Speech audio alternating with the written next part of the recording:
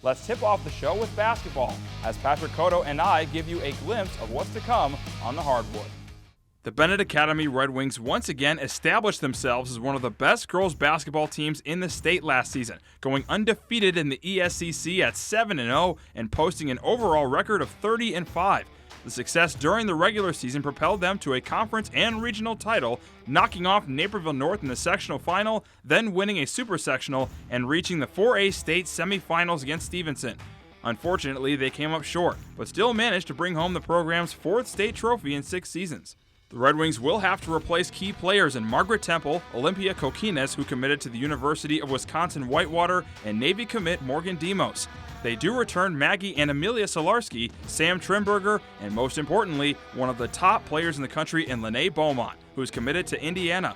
The senior has already accomplished so much under head coach Joe Kilbride, but there's always room for improvement. We're trying to get her to learn how to walk that line of being unselfish and team first, but at the same time to be dominant when you need to do it and know how to, flip that switch and go from nice facilitator to complete dog. Well, I really want to win state. I know that's a long ways away, but obviously we had a chance to win it last year, and that was a really cool experience, so I want to just go back down to Redbird Arena and get it done this time.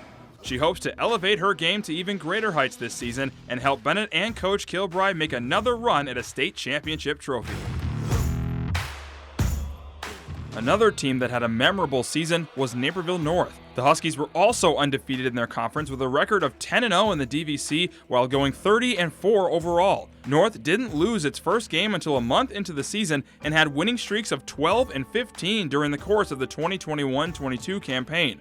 They were, of course, DVC champions as well as regional champions. As mentioned in the Bennett preview, North did fall in the sectional final to the Red Wings after a historic season. The team will have big shoes to fill, with Hope Anacito heading to the State University of New York in Canton, Sarah Crossa committing to Tufts University, and 2,000 career point scorer Mackenzie Hare going to Marquette. Head coach Aaron Coletti will have key returnees Peyton Fenner, Abby Drendel, Layla Henderson, and Abby Holman all back for their senior years.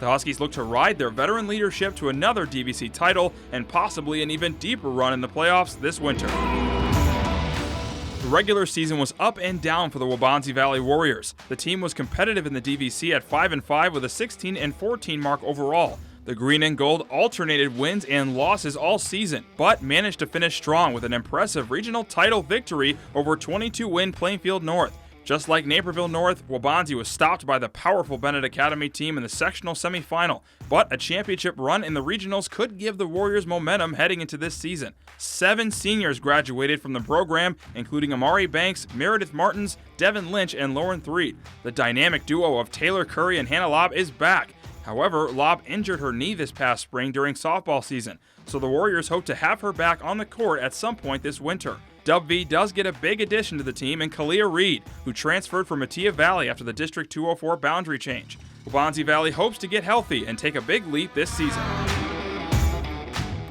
The Naperville Central Redhawks, led by legendary coach Andy Nussbaum, were another team that dealt with some inconsistencies last season.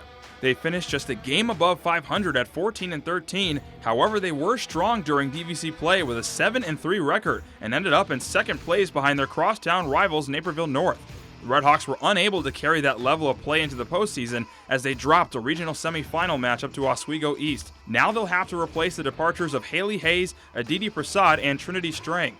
Central will return Ella Burke, Kendall Lentz, Megan Norkett, and Callie Tumulty. With 8 seniors on this year's squad, the Redhawks look to use experience to their advantage in trying to take another step forward in the DVC race.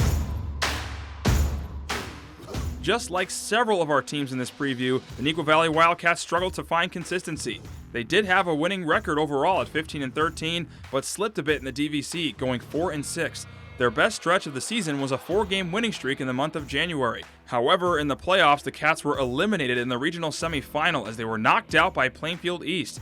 The team also loses multiple seniors in Shannon Gillespie, Allison Hoffman, Elizabeth George, and Maya Clifford. The good news is that the Wildcats keep the same key core, with Zoe Navarro, Kylie Norkis, Tia Paulakidis, and Caitlin Washington all back playing their 3rd straight season together. We'll see if this experienced group can propel Neuqua to the top of the conference standings in girls basketball. The Metea Valley Mustangs were consistent a season ago. Unfortunately, that consistency came in the loss column of the standings. MV was just 3-24 and had a winless DVC record at 0-10. Despite the trying season, they did have some bright spots, including Kalia Reed, who led the Mustangs in scoring. However, the aforementioned Reed is now a member of Waubonsie Valley, but she is the only key player who will not return. Lucy Burke, Caitlin Klisch, Jamie Nosek, and Raina Pentila look to fill the void left by Reed as they continue their careers with the black and gold. Pentila and company hope to motivate the team to its first winning season since 2015.